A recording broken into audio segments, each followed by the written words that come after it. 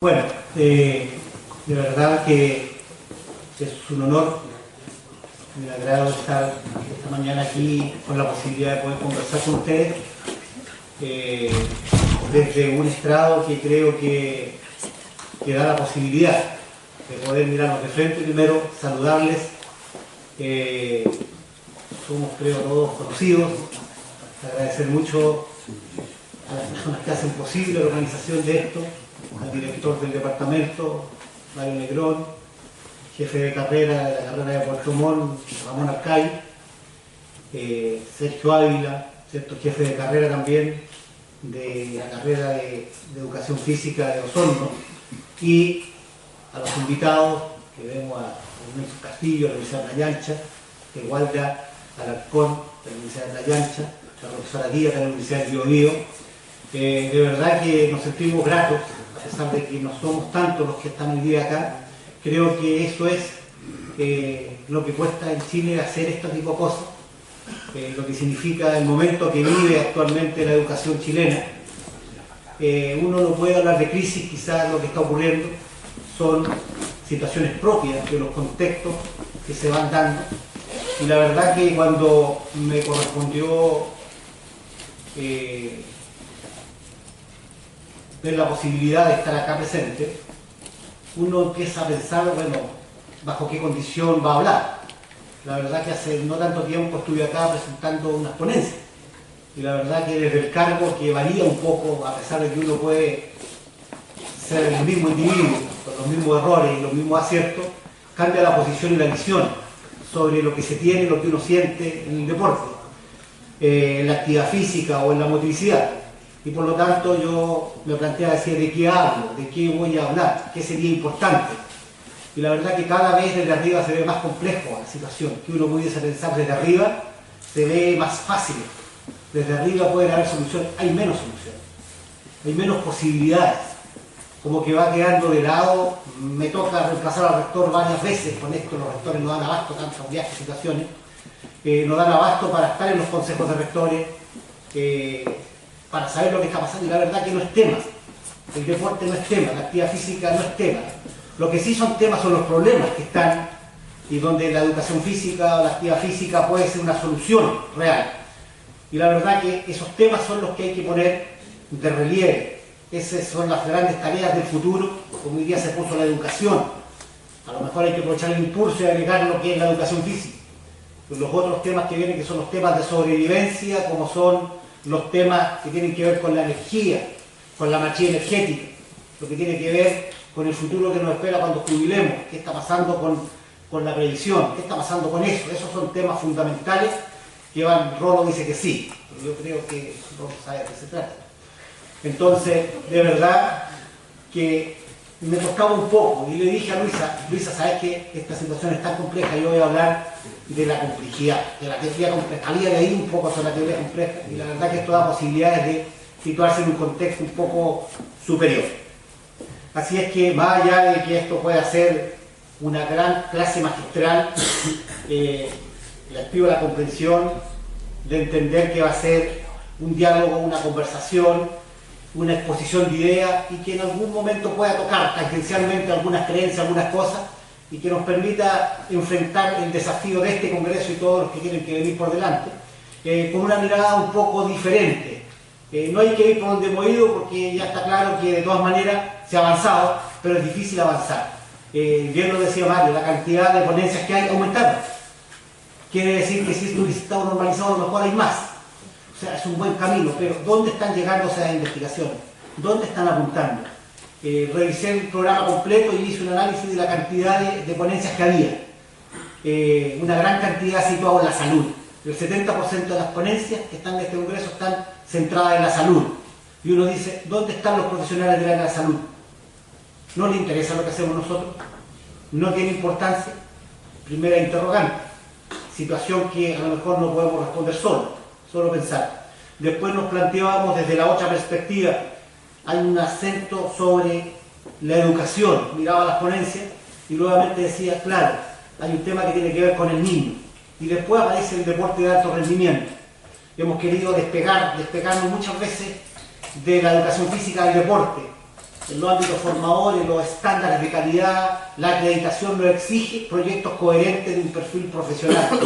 Y en ese proyecto coherente no podemos zafarnos de algo, que es un fenómeno que es el deporte, que está metido, que se incorpora, que vuelve, y qué es lo que le importa a la gente.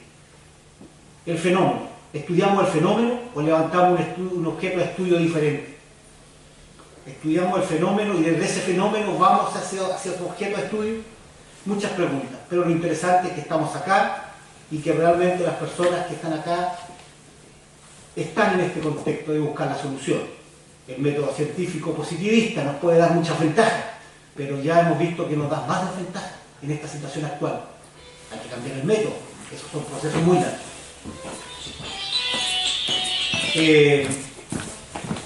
Resolver problemas es algo complejo. Intervenir sin estudiar el sistema, que hoy día los objetos de estudio se han transformado en sistemas. En esta teoría de la complejidad, la neotenia, que es el ser humano puesto en el mundo incompleto. Nosotros no nacemos incompletos, nacemos para completarnos. Entonces, ¿cómo luchar por completarnos nosotros como individuos y en un contexto también que tenemos que completar la tarea que nos toca como investigadores, como académicos, como padres, cómo construirnos profesionalmente y cómo construirnos personalmente? No intervenir un problema complejo es la mejor forma de hacerlo más complejo. Y tratar de resolver un problema complejo sin entenderlo es casi tan malo como lo anterior. El paradigma de la complejidad se refiere como paradigma epistemológico a cómo es la realidad en tanto conocida y no a qué es la realidad.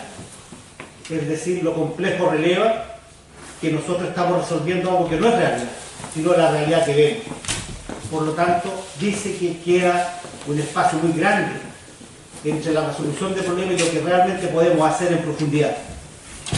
Hoy día todo es sistémico.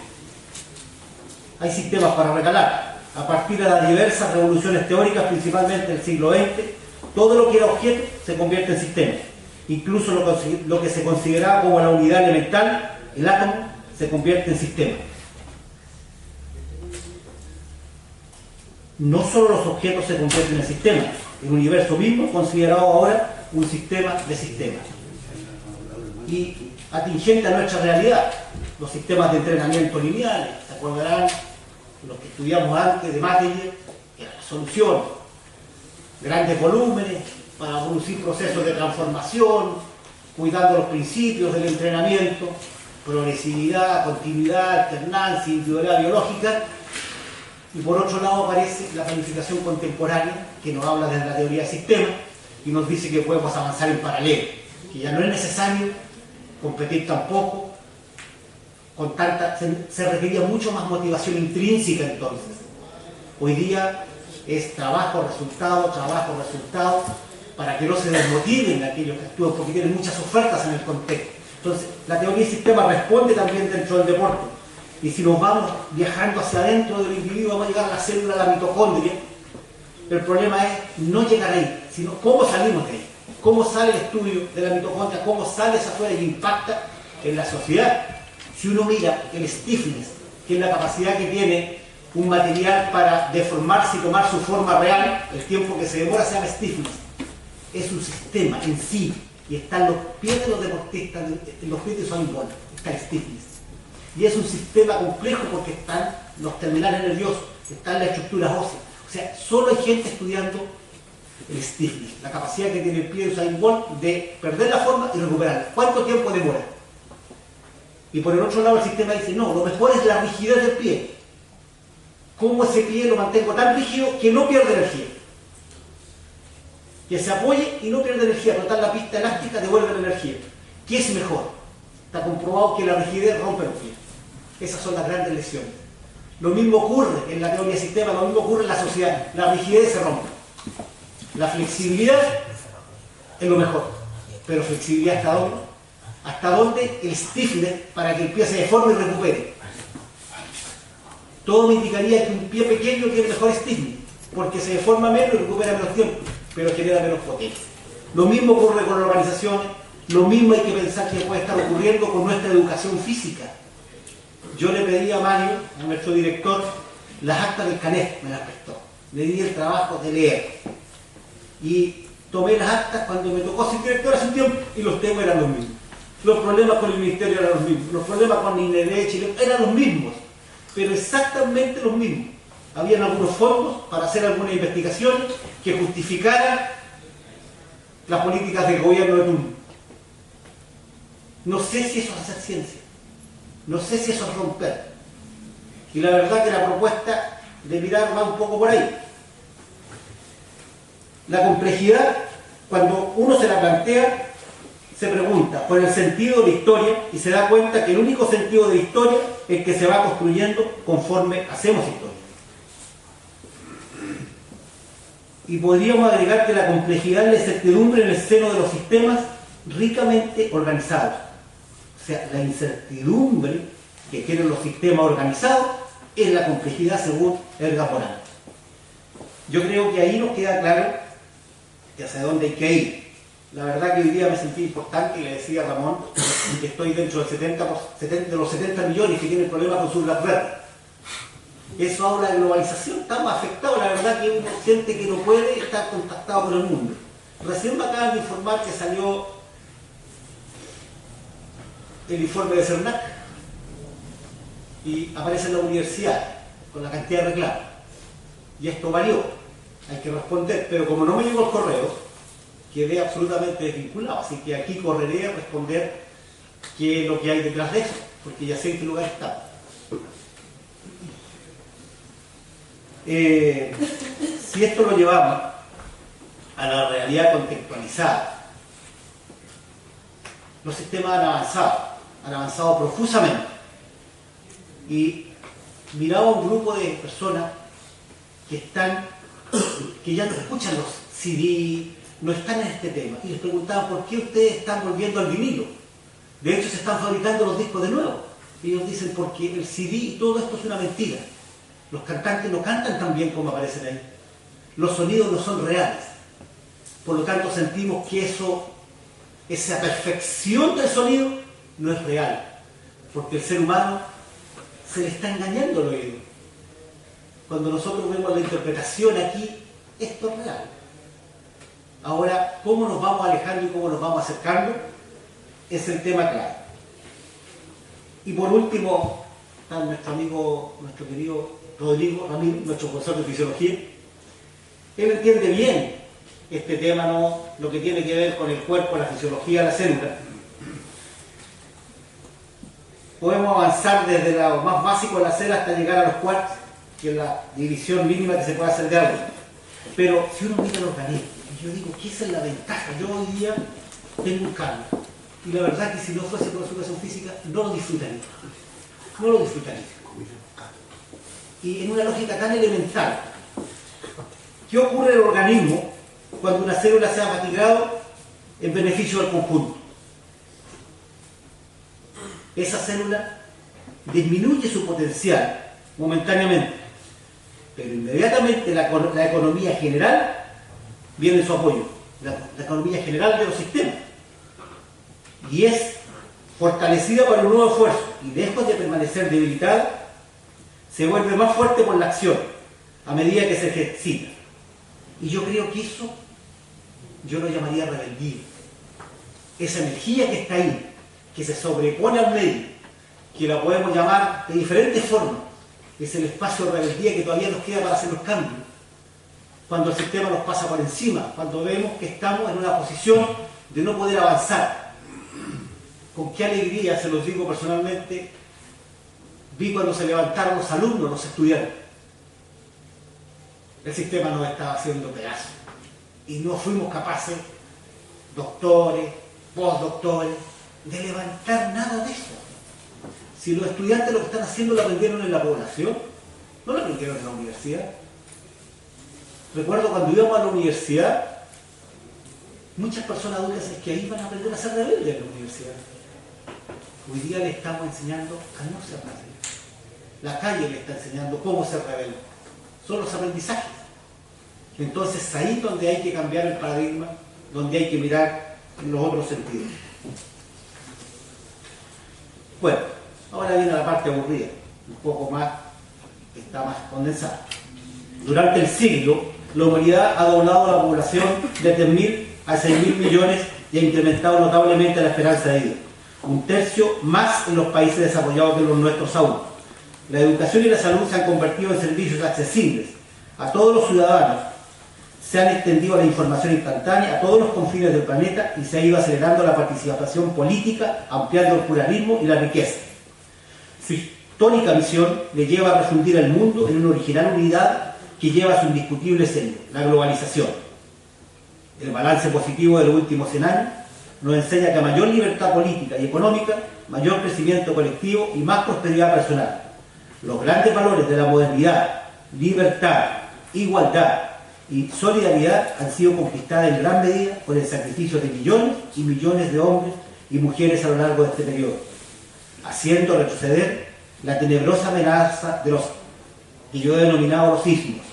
El siglo que acaba de concluir estuvo denominado por los grandes fanatismos, siendo sin duda el más sangriento de la historia humana. La utopía es la madre de todos los ismos, la idea de que una creencia puede proporcionar un mundo perfecto y el intento de la imposición sobre toda la población ha sido nefasta para el hombre. La historia del siglo reciente nos demuestra que las ideologías dogmáticas, imbuidas de gran certeza, son extremadamente peligrosas para el equilibrio pacífico entre las comunidades. El mundo resulta más seguro y más próspero cuando moderamos las ideologías y aceptamos la pluralidad. Contra las ideologías que orientaron la acción y el pensamiento en las 9 décadas del siglo, el tramo final se ha saldado entre la disolución de las utopías y la supremacía del razonamiento y el mercado único. Sin embargo, por encima de las miserias y grandezas de nuestro siglo, hoy emergen con fuerza el legado más decisivo que hemos recibido: el reconocimiento de todos los individuos de la especie humana como partícipes inexcusables de un solo mundo interrelacionado, interdependiente, único y plural.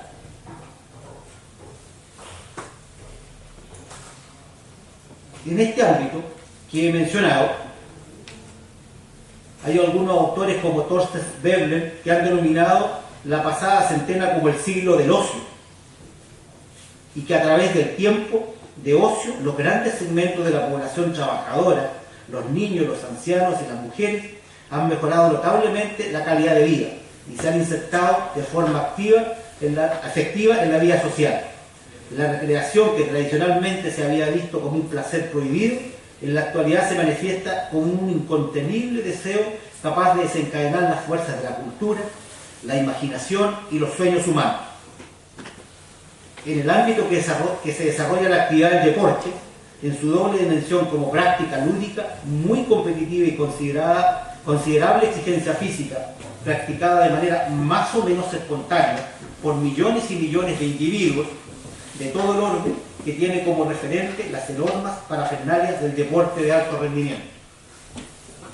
Este se constituye pronto en la primera oferta del mundo del espectáculo capaz de congregar en un solo acto Juegos Olímpicos o Campeonatos del Mundo a través de los larguísimos brazos de los medios de comunicación a las 2/3 partes de la población mundial. El deporte ha pasado a ser una práctica y un espectáculo de unos pocos pioneros, a ser omnipresente en nuestro entorno: las escuelas, los medios de comunicación, los estadios, las asociaciones, el lenguaje, la vestimenta, las asociaciones, las adhesiones, las emociones, las conductas, el paisaje urbano y el estilo de vida. Para autores como François Mauriac, en la década del 60 se han atrevido a afirmar que el siglo XX ha sido el siglo del deporte. Libertad de opción deportiva, práctica o elección del espectáculo. El deporte se configura como derecho constitucional del ciudadano y del Estado. Debe facilitar su práctica y difusión. Igualdad en la competición, sin distinción de raza, bandera, religión o ideología. Fraternidad a través del deporte mediante la celebración de eventos locales, nacionales e internacionales en torno a conflictos no cruentos por la muerte simbólica que sustituyen a los combates bélicos de antaño. Según Huizinga, en 1938 alertó el resurgimiento del Homo ludens. Hoy nos podemos cerciorar la existencia del homo deportis.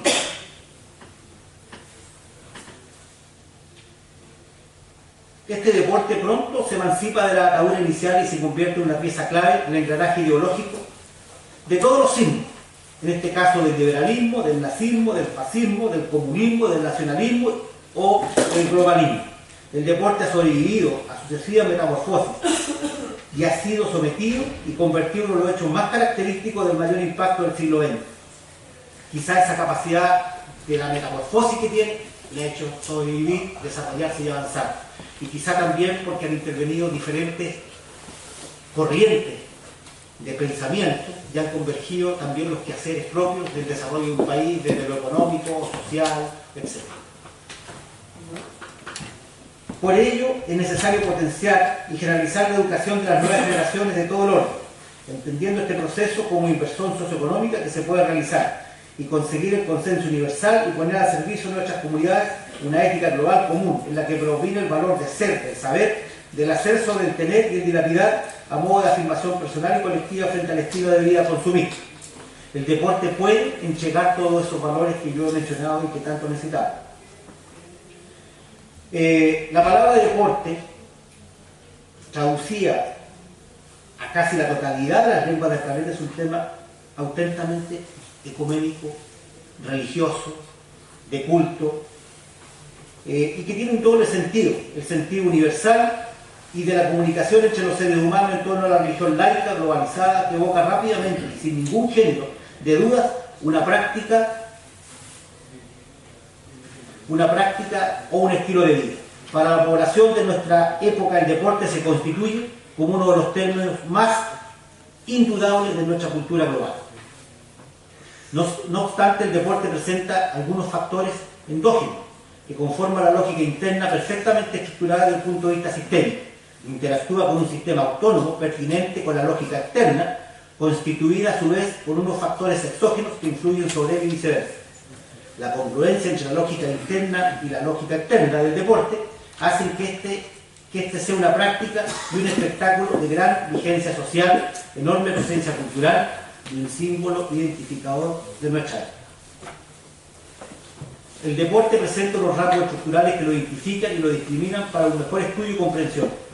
Los factores endógenos y los factores exógenos.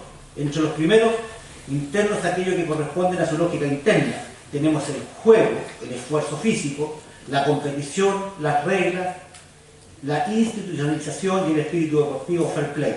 Consideramos que el deporte y aquellas prácticas que en mayor o menor grado presentan una manera de nuclear estas características esenciales en armonía con los factores exógenos. Sabemos que el deporte presenta dos grandes vías de desarrollo, filosofía y planteamiento, distintos y divergentes, aunque plantean un tronco común. El deporte es praxis y el deporte es espectáculo. Yo he tomado el deporte como el contexto general, porque la verdad que cada vez, quizás tiene que ver con la formación que tuvimos nosotros en nuestra época, que el deporte era enemigo de la educación física y no un tremendo instrumento socializador, de un tremendo impacto al cual se le entregan los elementos, se le incorporan los elementos educativos. Hoy día tienen una tremenda posibilidad de que la educación física use el deporte como un instrumento que siempre ha sido, pero como gira en torno a un contexto que se aleja del contexto universitario y se mete mucho en lo social, es que yo he pensado todo este tiempo que hacia allá debemos ir, hacia la educación física social.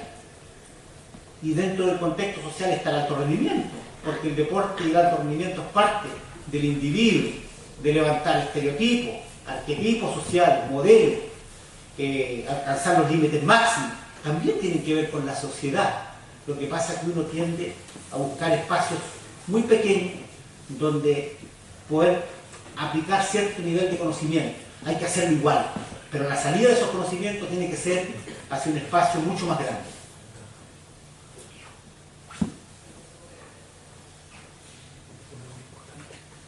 La institucionalización constituye una característica organizativa asociativa del deporte.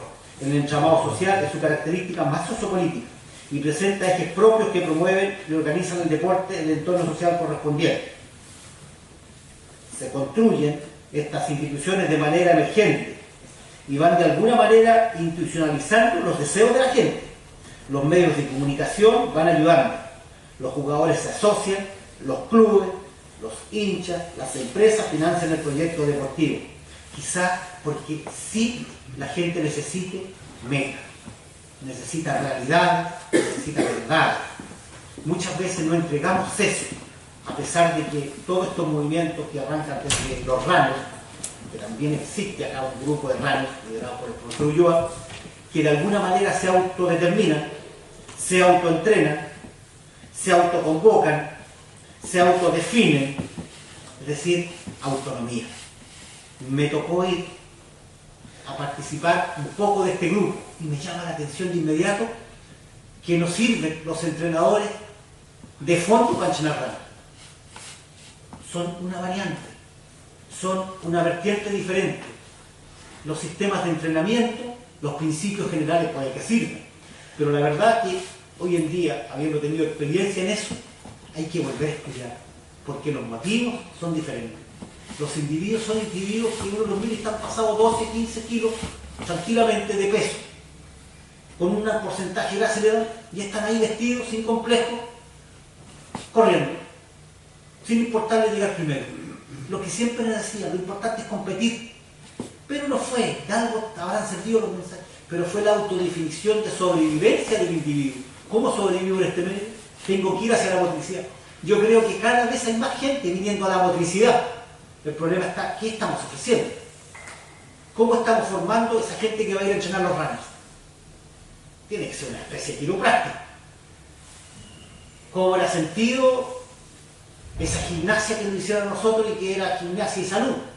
Que veíamos los pies planos de la columna, revisábamos esa parte y va desapareciendo, porque vamos hacia otra parte, hacia las políticas de Estado. ¿Cómo levantamos? Yo creo que esos son los temas fundamentales.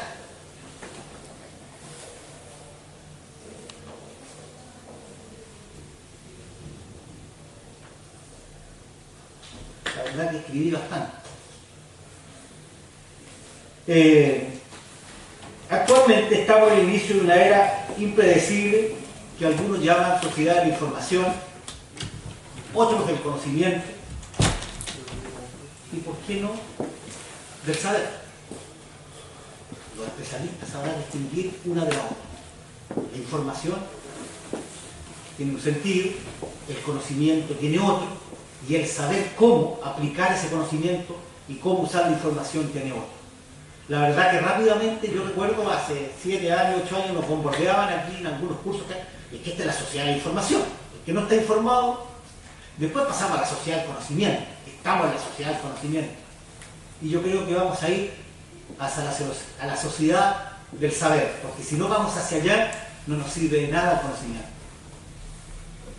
Actualmente estamos, como les decía, en el inicio de una era impredecible que algunos llaman sociedad de la información. Este modelo sociocultural se caracteriza por compartir la información que otros generan.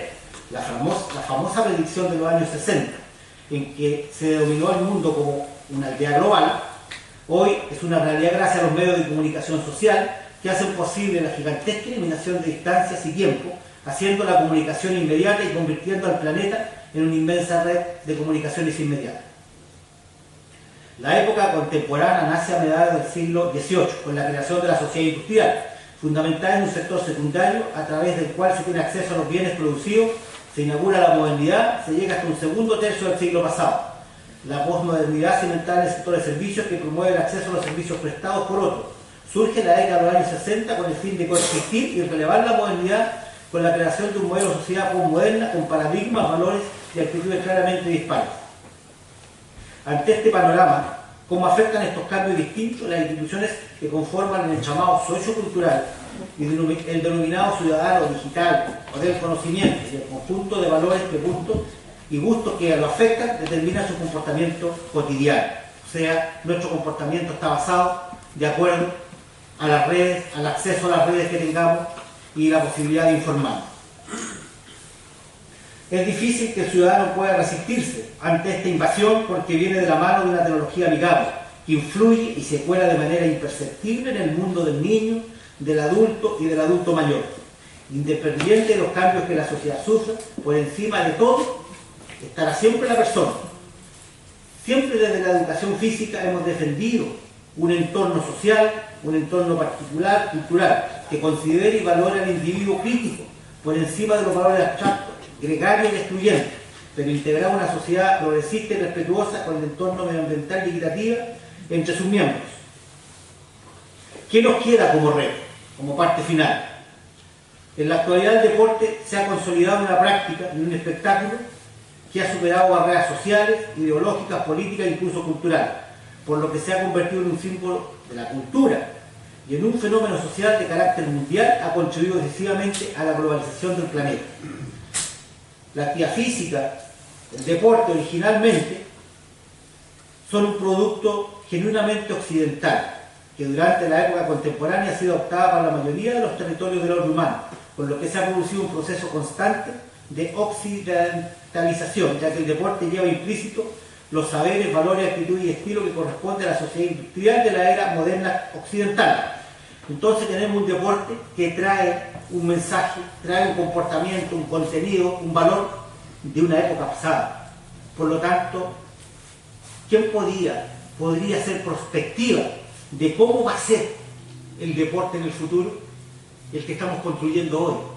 ¿Qué va a pasar en 10 años más con los runners? Me tocó conocer una experiencia en el liceo número 1 de Niña, donde la cantidad de participantes en actividades deportivas era bajísima. Y la verdad que los profesores, por lo que veía, tenían una gran gama de actividades en las cuales podían participar las alumnas. Y la verdad que era bajísima la participación, el sedentarismo, los vicios propios de los estudiantes, la obesidad, era enorme. Y ocurrió de repente que en ese colegio apareció una niña con una camiseta, una polera de estas de la Maratón de Santiago, la primera maratón.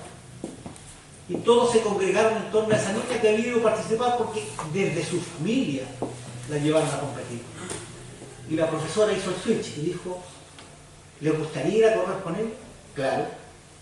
Y levantaron una propuesta de un taller a la Municipalidad de Santiago, al departamento, y se creó un taller no de atletismo. Imagínense cómo estaría el profesor de atletismo, porque existía el atletismo ahí. Y esta profesora era de las que hacen cheerleaders. Ella competía normalmente en Miami con su grupo y viajaba a Estados Unidos. Yo compartí con ella la experiencia porque me llamó la atención. Porque uno tiene que entender que también yo soy entrenador de atletismo en mi interior. Y creo que uno lo será siempre. Y yo decía, ¿qué pasó? ¿Qué le pasó a mi colega de atletismo? Él hacía lo que hacemos todos. Quiero ofrecerle oferta de atletismo, correr, vaya, saltar, lanzar. Pues esta profesora levanta una propuesta desde las cheerleaders y incorpora a su grupo a correr. Y al final la profesora descubre que todos los fines de semana hay carrera en Santiago. Y la verdad que para ella era compleja estar en 2 ámbitos. Y decide y le pregunta, esta es la pregunta, ¿quién creen ustedes que debería estar en este grupo? Una pregunta, una respuesta, Érico Olivera. Pues Érico Olivera asesora ese grupo, recibe el apoyo, ese grupo tiene más de 100 personas que practican y todas las semanas están corriendo, son un grupo importante. Entonces la respuesta fue multifactorial. Vino de la familia, vino de lo externo, pero hubo capacidad de adaptación interna. O sea, en vez de decir, oye, nadie participa, hubo capacidad también, no sé qué habrá pasado con el colega de atletismo, que habrá pasado, pero son las tensiones internas que cuando uno quiere hacer caso, quiere hacer cambios, uno tiene que pagarlos, tiene que pagar. Hoy día tiene un costo, los cambios tienen un costo. El que no esté dispuesto a hacer cambios, sin lugar a dudas, que va a quedar en la encrucijada.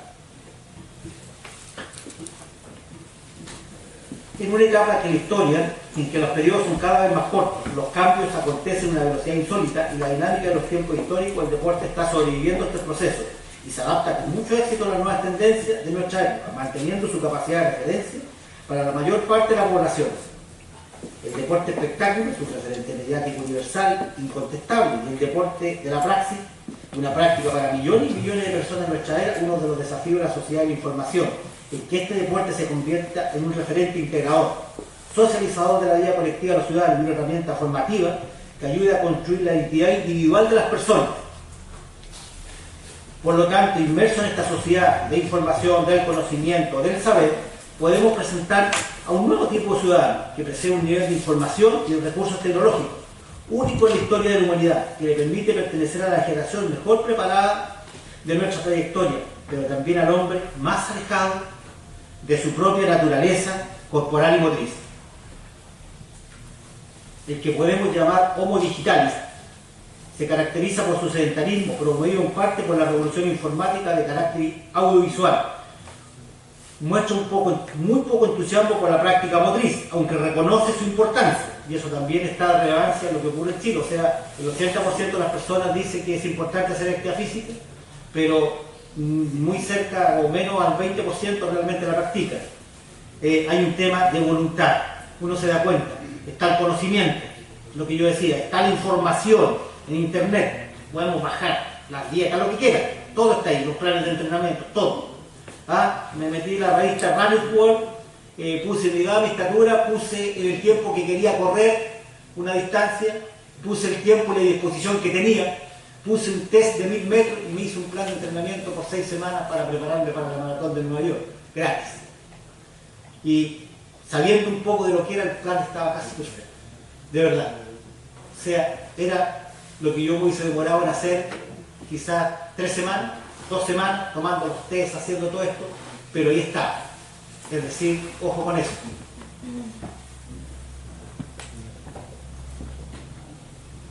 Ya, como decía, este Homo digitalis, ante esta situación, sin renunciar a los avances y ventajas de la revolución informática, sus aportaciones como la tecnología de la información y comunicación, debemos reenfocar nuestro plan de acción hacia el hombre, desarrollando un nuevo humanismo que ayude al hombre en su conjunto y al mundo. Voy a denominar a este movimiento el humanismo deportivo, que puede ser una opción que permita al hombre y a la mujer del siglo XXI reencontrarse con sus raíces motrices filogenéticas y desarrollar sus sagas, es decir, sus sueños de autoafirmación personal, de integración social, de cumplimiento con la naturaleza motriz propia y de construcción constante de la identidad individual y colectiva. De verdad que no he pretendido más que esto, que poner ciertos contextos, ciertas posibilidades y de mirar esto, del humanismo deportivo, de mirar el humanismo. El hombre es el valor central de la creación, ya sea para los que creen en un ser superior, que será el valor central de la creación para los cristianos, y será también el valor central para los que creen en otras cosas. Pero el individuo, como ser humano puesto más allá del contexto político, social, es el dueño del mundo. Y este dueño del mundo no está siendo capaz de decidir su futuro, porque no nos hemos preocupado como educadores de dotarlo de procesos volitivos. No nos hemos preocupado de dotarlo del enfoque, de la capacidad de enfoque. Hoy día miramos los déficits atencionales en los niños. ¿Qué dice la antropología? O sea, uno dice, yo lo conversé con un médico y me dijo, no, está equivocado. Eso tiene una raíz, está estudiado, es así. Lo que pasa es que este alumno o esta persona se le producen ciertas reacciones químicas y que son genéticas. Eso es lo que puede responderse un médico, porque es lo que se ha estudiado. Cuando se produce esto hay ciertos componentes químicos que están en mayor o menor cantidad, se desproporcionan, pero hay un contexto que ofrece eso. ¿Cuántos años vivió el ser humano libre? ¿Cuántos años vivimos en libertad absoluta? Miles y miles de años. En que había dos tipos de individuos, como le gusta decir a Carlito Ulloa, los que arrancan y los que persiguen, ¿no? Yo diría, ¿cómo era la sociedad antes? Estaban los que dirigían, serían los consejos, luego estaban los proveedores y los que se defendían, pero todo tenía que ver con la motricidad. El 99,9% basaba todo el proceso en la motricidad. Los cazadores eran capaces de estar 3-4 días sin dormir persiguiendo una presa. ¿Qué pasaba con los mecanismos del sueño? ¿Qué pasó con los mecanismos del sueño en esos individuos? Durante cientos de años, miles de años, esos mecanismos no estuvieron. ¿Y dónde quedaron las estructuras? Cuando en los últimos 200 años nos fuimos a vivir, o los últimos 100 años empezamos a vivir en sociedad. De la noche a la mañana pasó del neocórtex al paleocórtex, al nuevo córtex, los dos cerebros. Son miles y miles de años que están ahí. ¿Qué pasa hoy día cuando entran a la casa de nuestros hijos y tienen el computador, y tienen la película, y van a clase y tienen el pago? Siempre luz, estímulo, más estímulo, estímulo de todo tipo. ¿Qué pasa en la cabeza? ¿No aparecerá ese cerebro de emergencia? ¿No será eso el déficit atencional que está apareciendo en los niños? La defensa propia que tiene el individuo, porque ante la defensa, o sea, todo eso está en el contexto. Cuando uno escucha a un médico, a mí me da pánico, y no tengo nada personal contra los médicos. De verdad, se forman, son tremendos profesionales, pero en los análisis es para lo que ellos estudiaron, para solucionar la enfermedad. Pero antes de la enfermedad está la vida, está el contexto en el cual nosotros podemos intervenir. De verdad que yo me alegro mucho que las ponencias hablen de salud, me alegro mucho que hablen de educación, pero ¿cuál es el impacto real de lo que estamos generando? Estamos en la I, nos falta la D, nos falta la I. ¿Cómo vamos en el desarrollo? No está en manos nuestras, está en manos de los políticos. ¿Qué pasa con la innovación? Si todavía no llegamos al desarrollo, no podemos ir a la innovación. Estamos lejos, pero estamos en un comienzo. Por lo tanto, les agradezco la posibilidad de haber compartido este estrado y que tengan un muy buen congreso. Gracias.